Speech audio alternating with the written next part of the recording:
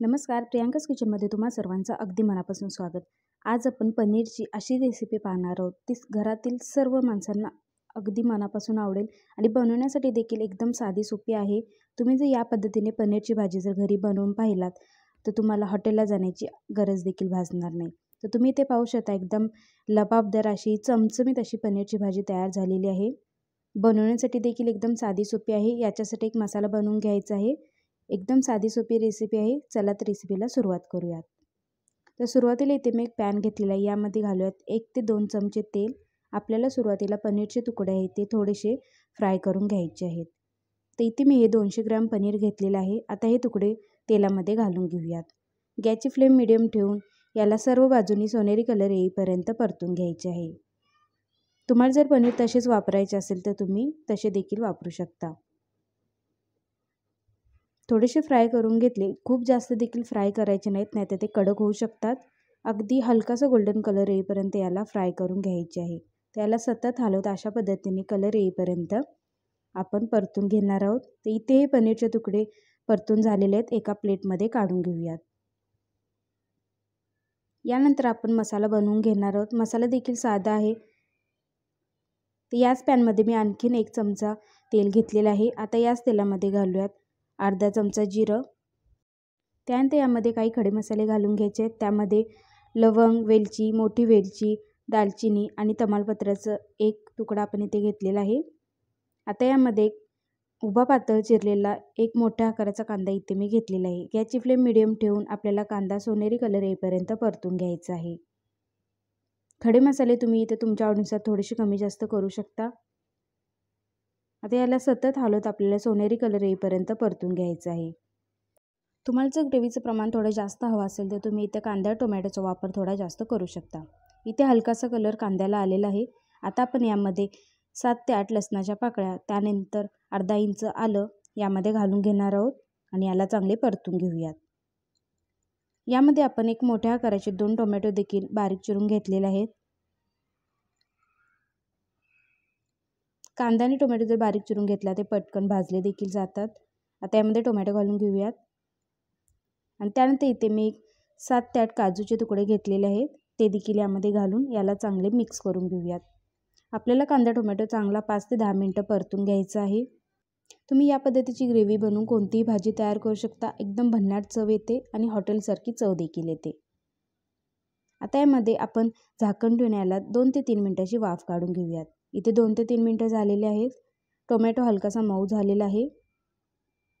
कांदा देखील बराच याला चांगला कलर आलेला आहे. आता आपण यामध्ये अर्धी वाटी गरम पाणी घालून घेऊयात आणि चांगले मिक्स करून पुन्हा यावर झाकण ठेवून 5 ते 10 मिनिटं हा मसाला चांगला शिजवून घ्यायचा आहे.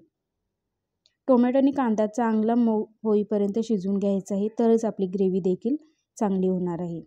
इथे मस्त असा टोमॅटो आणि कांदा मऊसूत झालेला आहे. आता गॅस बंद करून हा मसाला आपल्याला मिक्सरमध्ये बारीक करून घ्यायचा आहे. मसाला थंड झाल्यानंतरच मिक्सरमध्ये बारीक करून घ्यायचा आहे. इथे मी भाजीसाठी कढई ठेवलेली आहे. त्यामध्ये घेऊयात मोठे 2 चमचे तेल. तेलाचं प्रमाण देखील तुमच्या आवडीनुसार कमी जास्त करू शकता. तेल चांगलं गरम झालं की आपण यामध्ये अर्धा चमचा जिरं घालून घेणार आहोत. जिरं चांगलं फुललं की आपण यामध्ये काही मसाले घालून घेणार आहोत. यामध्ये घालूयात पाव चमचा हळद. गॅसची फ्लेम लोच ठेवायची आहे. त्यानंतर चवीपुरते लाल तिखट आणि यामध्ये इथे मी 1.5 चमचा पनीर मसाला वापरला आहे.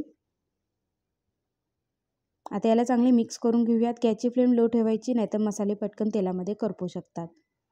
मसाले चांगले मिक्स करून झाले की आपण यामध्ये जो मसाला तयार करून घेतलेला आहे ती ग्रेव्ही यामध्ये घालून घेऊयात. तुम्ही ग्रेव्हीचा देखील कलर पाहू शकता, एकदम भन्नाट आलेला आहे. तुम्ही यामध्ये जर लाल मिरची देखील घातलात तरी देखील याचा कलर आणखीन चांगला येईल. आता याला चांगले मिक्स करून घेऊयात. आता मी त्याच मसाल्याच्या भांड्यामध्ये थोडंसं पाणी घालून यामध्ये घालून घेणार आहे. इथे मी दुसऱ्या गॅसवर देखील पाणी थोडं गरम करण्यासाठी ठेवलेलं आहे. आपल्याला अशा ग्रेव्हीदार भाजीमध्ये गरम पाण्याचाच वापर करायचा आहे. थंड पाण्याचा वापर अजिबात करायचा नाही. आता यावर झाकण ठेवून आपल्याला 5 मिनिटे हा मसाला शिजवून घ्यायचा आहे. इथे 5 मिनिटं झालेले आहेत. मसाला चांगला शिजत आलेला आहे. गॅसची फ्लेम लो ठेवायची, नाही तर मसाला तळाला करपू शकतो. आता यामध्ये आपण गरम पाणी घालून घेऊयात.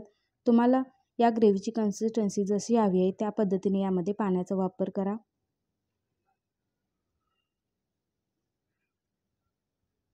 इथे मी एक अर्धी वाटी पाणी घालून घेतलेलं आहे। आता आपण यामध्ये पनीरचे तुकडे घालून घेऊयात। त्यानंतर चांगले मिक्स करून घेऊयात।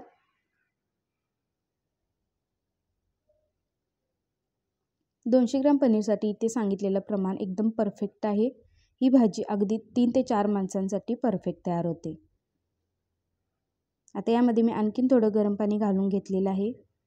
गरम पाणी घातल्यामुळे भाजीची चव तशीच्या तशी राहते। थंड पाण्याचा वापर केला तर त्याची चव निघून जाते। आता यामध्ये चवीपुरतं मीठ घालून घेऊयात। सुरुवातीपासून आपण मीठ कुठेच वापरलं नव्हतं।